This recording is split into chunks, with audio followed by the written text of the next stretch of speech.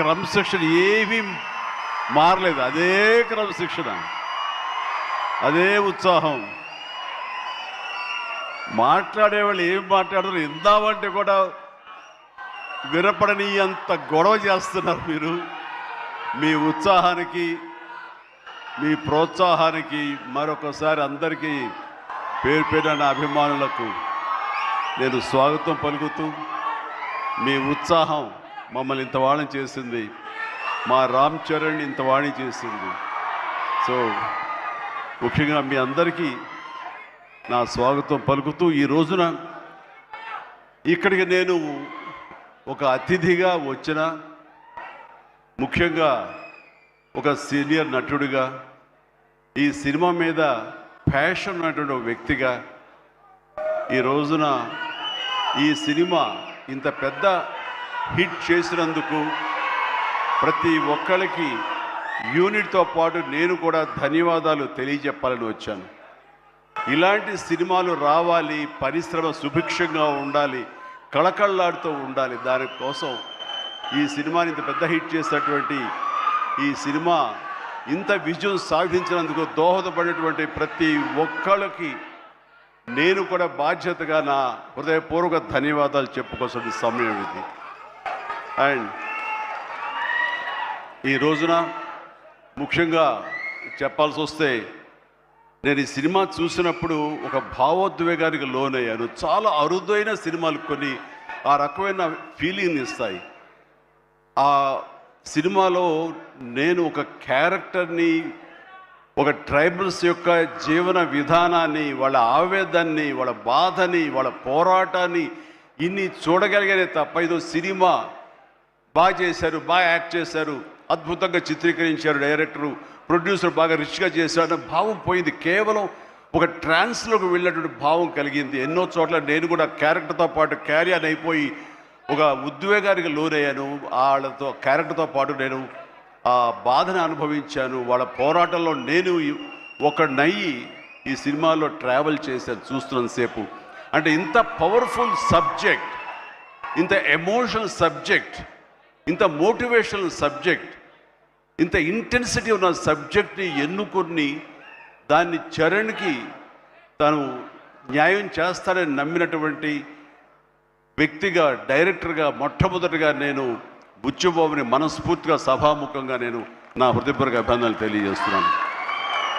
ముఖ్యంగా God bless. తను విలేజ్లో పెరిగిన వ్యక్తి, విలేజ్లో వాళ్ళ మనస్తత్వాలు తెలిసిన మనిషి. అందుకని ఈ కథ ఒక మట్టి కథ, మట్టి మనుషుల కథ. వాళ్ళ యొక్క ఎమోషన్, భావోద్వేగాలని తను పూర్తిగా నమ్మి అవపోసన పట్టిన వాడు కాబట్టి దాన్ని ఇంత అత్యద్భుతంగా ఈ తెర మీదకి ఎక్కించగలిగాడు, మనల్ని ఇన్వాల్వ్ చేయగలిగాడు. అందులో నాలాంటి వాడు సైతం సినిమాని డిసెక్ట్ చేస్తూ చూస్తుంటారే ఆ భావం పోయింది. సినిమాలు ఇన్వాల్వ్ అయిపోయాను అనమాట. దానికి ప్రధానంగా దీన్ని ఆ ట్రావెల్ చేయడానికి దోహదపడడానికి ఒక గట్స్ కావాలి, ఒక కన్విక్షన్ కావాలి. దానికోసం మన అన్ని రకాలుగా ఈ సినిమాకి న్యాయం చేస్తుంటే కథకుడుగా అవని, డైరెక్టర్గా కానీ బుచ్చిబాబు 100% న్యాయం చేశాడు. అండ్ ఇలాంటి బుచ్చిబాబు లాంటి శిష్యుల్ని చేరదీసి వాళ్ళలో ఉండేటటువంటి టాలెంట్ని సానబట్టి ఈ బుచ్చిబాబుని మన అందరికీ గిఫ్ట్గా వదిలిన మా సుకుమార్ మాస్టర్ గారిని మనస్ఫూర్తిగా నేను అభినందించకుండా ఉండలేకపోతున్నాను. నిజంగా ఇలాంటి మట్టిలో మాణిక్యాల్ని వెలికి తీసేటువంటి ఒక దార్శనికుడు, ఒక ఫ్యూచర్లో ఇలాంటి వాళ్ళు ఇండస్ట్రీకి రావాలి అంటూ అలాంటి వాళ్ళకి అవకాశం కల్పించేటువంటి సుకుమార్ని నేను ఈ సందర్భంగా మనస్ఫూర్తిగా నేను అభినందించాల్సి ఉంది. Thank you Sukumar. అలాంటి శిష్యులు మాకు అప్పగా ఇండస్ట్రీకి అవసరం. అండ్ ఇక ఈ సినిమాలో ప్రధానంగా ఇలాంటి సినిమాలు చిత్రీకరించాలంటే కనుక ఎంత డబ్బు అవుతుంది, ఏంటి బడ్జెట్ ఎంత, ఏంటి, దేనికి నెరవకుండా ఒక సినిమా తీయాలి. రామ్ చరణ్ నాకు చేస్తాను, నన్ను ప్రొడ్యూసర్గా నాకు సినిమాలు ఇస్తానని ఆయన రంగస్థలం టైంలో మాట ఇచ్చాడు సార్. దాన్ని నిలబెట్టుకుంటూ మళ్ళీ నాకు ఈ అవకాశం కల్పించాడు. కాబట్టి రామ్ చరణ్ గారు నా మీద పెట్టుకున్న నమ్మకానికి నేను దీన్ని ఎంతైనా సరే డైరెక్టర్ యొక్క విజన్ మేరకు దీన్ని నేను ప్రేక్షకుల యొక్క దీన్ని మనల్ని పొందేందుకు నేను సర్వశక్తులు వడ్డీ నేను మొత్తం ధారపోసి సినిమాను అత్యద్భుతంగా తీస్తానని ఆ గట్స్ ఉన్నటువంటి నిర్మాత సతీష్ కిల్లారు. ఆయనకి మనస్ఫూర్తిగా నేను అభినందించాలి. ఎందుకంటే దీంట్లో ఎన్నో కష్టాలు వస్తాయి, ఎన్నో బాధలు వస్తాయి. ఫైనాన్షియల్గా వయబుల్ అవ్వచ్చు, కాకపోవచ్చు, డబ్బులు మిగలచ్చు, మిగలకపోవచ్చు, లాభాలు రావచ్చు, రాకపోవచ్చు, ఏమి కాదు. ఒక అత్యద్భుతమైన కథ. ఈ కథకి నిర్మాత అనిపించుకోవడం అంటే నాకు కావాల్సింది ఏముంది అంటూ ఆయన ఈ కథను నమ్మారు. అంత మంచి పేరు వచ్చింది దీనికి. కాబట్టి ఈ సందర్భంగా దీని వెనకల వెన్నుదన్నుగా నిలబడ్డటువంటి కిలార్ సతీష్ గారికి కూడా నా అభినందన తెలియజేస్తున్నాను. ఇక రామ్ చరణ్ మిగతా విషయాలు మాట్లాడబోండి. రామ్ గురించి మాట్లాడాల్సి వస్తే ఎవరికైనా ఏమనిపిస్తుందంటే బిడ్డ గురించి మాట్లాడుతుంటే అది ఆయుక్షీణం అంటారు. బిడ్డ గురించి మాట్లాడమంటే కనుక నా గురించి నేను మాట్లాడినట్లుగా ఉంటుంది అనుకుంటారు. అవన్నీ పక్కన పెడితే ఒక తోటి నటుడుగా, ఈ ఇండస్ట్రీలో ఒక సీనియర్ యాక్టర్గా ఇలాంటి ఇంటెన్సిటీ, ఇలాంటి ఇన్వాల్వ్మెంట్ తోటి, ఇంత హై యాక్షన్ తోటి, డ్యాన్సులతోటి, ఎమోషనల్ సీన్స్ తోటి అన్ని రకాలుగా, అంటే ఒక ఆర్టిస్ట్కి ఎన్ని రకాల కోణాలు ఉండాలి, అన్ని కోణాలను పరిపక్వత సాధించి దాన్ని 100% బియాండ్ 100% తెర మీద చూపించేటువంటి చరణ్ నేను మనస్ఫూర్తిగా అభినందిస్తున్నాను. ఒక తండ్రిగా గర్వపడుతున్నాను.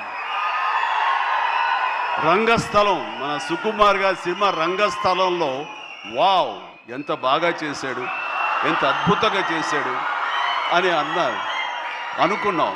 కానీ అలాంటి రంగస్థలాలు రావాలంటే మళ్ళీ ఎన్నేళ్ళు పడుతుందో ఏవో తెలియదు. ఎందుకంటే ఇవన్నీ కూడా అప్పుడప్పుడు తారసపడే గొప్ప అవకాశాలు ఒక ఆర్టిస్ట్కి పెర్ఫామ్ చేయాలనుకునే వాళ్ళకి. మిగతా అవన్నీ కమర్షియల్గా వస్తుంటాయి, మనం అందులో రాణిస్తాం, మెప్పిస్తుంటాం, డబ్బులు వస్తుంటాయి, అన్నీ వస్తుంటాయి. కానీ ఆర్టిస్ట్గా చిరస్థాయిగా నిలబడే సినిమాలు కొన్నే ఉంటాయి. అందులో రాజమౌళి సినిమా మగధీర కానివ్వండి, ఆర్ఆర్ సినిమాలు కానివ్వండి, సుకుమార్ రంగస్థలం కానివ్వండి, ఇంత త్వరగా ఒక 3-4 ఇయర్స్ గ్యాప్లో మళ్ళీ ఇలాంటి లాంటి సినిమా వస్తుందని నేను ఊహించలేదు. రియల్లీ ఆ రకంగా చరణ్ చాలా అదృష్టవంతుడు ఈ క్యారెక్టర్ రావటానికి. ఈ క్యారెక్టర్లో నేను చూస్తుంటే కాసేపు చరణ్ సినిమా అని కూర్చోనే తప్ప నేను కానీ వాళ్ళ మమ్మీ కానీ థియేటర్లో చరణ్ మాకు కనిపించలా, పెద్దే కనపడుతూ వచ్చాడు, పెద్దే అలరిస్తూ వచ్చాడు. సో ఇది చాలా రేరుగా ఉంటుంది. సినిమా అలా కట్టిపడేయటం, క్యారెక్టర్లో కట్టిపడేయటం అంటే కనుక తను ఆ క్యారెక్టర్ని అవపోసన పట్టాడు, దాన్ని పూర్తిగా దాన్ని నమ్మాడు. ఆ క్యారెక్టర్ డైరెక్టర్కి ఏం కావాలో అది డెలివరీ చేయాలన్నాడు. ఒకే ఒక సంకల్పంతో ఉండకపోతే, అంత కఠోరంగా దాన్ని నమ్మి వెళ్ళకపోతే అతడు ఖచ్చితంగా ఇందులో ఇంత సక్సెస్ అయ్యేవాడు కాదు. ఇంతమంది చేత ఇలా శభాష్ అనిపించుకునేవాడు కాదు. చెప్పాలంటే ఈ సినిమా చరణ్ మనల్ని సంతోషపెట్టాడు, మన చేత ఆనందంగా గెంతులు వేయించాడు, మన చేత బాధ పెట్టాడు, ఆ బాధకు మనం లోనయ్యేలా చేశాడు, ఆఖరికి విజయం సాధించాడు. ఇలాగా ఎన్ని రకాలుగా చూసుకున్నా సరే ఈ పెద్ద క్యారెక్టర్లో తను రాణించిన విధానానికి, తను పడ్డ కష్టానికి నేను మనస్ఫూర్తిగా నా అభినందనలు తెలియజేస్తూ మరొక ఎన్నో విషయాలు చెప్పాలి. అందులో మరొక విషయం ఏంటంటే ఆర్టిస్టులు అనేవాళ్ళు వాళ్ళ క్యారెక్టర్లో ఎమోషన్ వాళ్ళు ఓన్ చేసుకుని ఫీల్ అవ్వాలి తప్ప వాళ్ళు ముఖవళికలతోటి, ఫేషియల్ ఎక్స్ప్రెషన్స్ తోటి, ఫేషియల్ మజిల్స్ తోటి రాణించి రక్తి కట్టించాలన్నది పెర్ఫెక్ట్ యాక్షన్ కాదు. చాలామంది గొప్ప యాక్టర్లు ఉంటారు, వాళ్ళందరూ కూడా వాళ్ళు తెర మీద బాధపడుతూ మనల్ని బాధ పెడతారు. కానీ లోపల ఉన్న ఫీల్ని వాళ్ళు ఫీల్ అవుతూ తన మనసు లోపల అంతర్గతంగా ఏమి ఫీల్ అవుతాడో దాన్ని కళ్ళ ద్వారా మాత్రమే చూపిస్తూ మనల్ని కంటదరి పెట్టించే విధంగా చేశాడే, అది పరిపూర్ణమైనటువంటి నటన, పరిపక్వత ఉన్నటువంటి నటన. ఈ రోజున రామ్ చరణ్లో పరిపూర్ణత, పరిపక్వతను నేను 100% నేను సాటిస్ఫై అయ్యే విధంగా చేయగలిగాడు. మీరందరూ కూడా ఆశీస్సులు అందించే విధంగా, దాన్ని ఆమోదించే విధంగా ఈ రోజున తెర మీదకి కనిపించిందంటే కనుక అది తనని మనస్ఫూర్తిగా ప్రతి ఒక్కళ్ళం అభినందించాల్సినటువంటి ఇది. ఇక సినిమాని మనసుతోటి ఎలా ఫీల్ అయ్యి చేశాడో అది అలా ఎగ్జిబిట్ అయింది కాబట్టి మన మనసును తాకాడు. అది పక్కన పెడితే ఏ రకంగా బాడీ ట్రాన్స్ఫార్మ్ అయ్యాడు. ఒక్క నిమిషం ఆగండి, మీరు బాధ్యతగా వినండి. నేను చెప్పే విషయాలు మీ అందరూ కూడా మోటివేట్ చేసే విషయాలు, అందుకనే మీరు క్రమశిక్షణతో ఉండండి. Thank you very much. Please ఒక నిమిషం. మీరు ప్రతి వాళ్ళకి ఒక ధ్యేయం ఉండాలి. ఆ ధ్యేయంని మనం ఓన్ చేసుకోవాలి. ఆ గోల్ వైపు వెళ్ళేందుకు ఫిజికల్ కష్టం అయినా సరే ఎలా పడాలంటాలో, ఈ రోజున ఒక స్టార్ కొడుకు గోల్డెన్ స్పూన్తో పుట్టాడు. చరణ్కి అవసరం లేదు, డైరెక్టర్ ఏం చెప్పాడు అది మెకానికల్గా చేసి వెళ్ళిపోతే ఇదే సినిమా, ఇదే హిట్ అవుతుంది, ఇంతే అవుతుందేమో తెలియదు, కానీ